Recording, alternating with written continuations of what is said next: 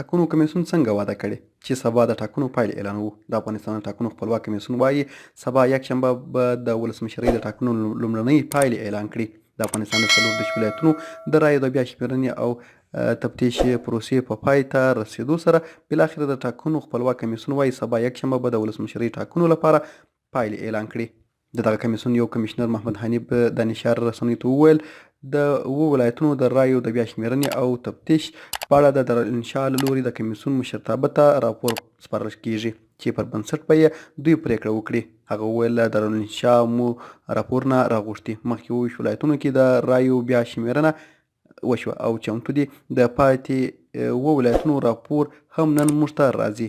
پرې بحث کوو که څه ستونزه وه د دارالانشا ته به یې په اړه لارښوونه وکړو، خو موږ ډاډ ورکوو چې سبا به د ولسمشرۍ د ټاکنو لومړنۍ پایلې خلکو ته اعلان کړو.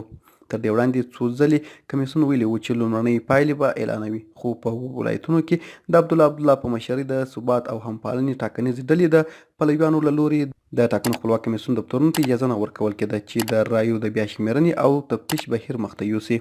د دغې ډلې ټینګار دا دی چې 300,000 هغه رایې چې د دوی په خبره بایومتریکي معلومات نه لري باطلې اعلان شي، خو کمیسیون بیا دا رایې معتبرې ګڼي. اوس چې په ټولو ولایتونو کې د رایو بیا شمېرنې او تفتیش پروسه پای ته رسېدلې او د ټاکنو خپلواک کمیسیون پریکړه کړې چې لومړنۍ پایلې به سبا اعلان کړي.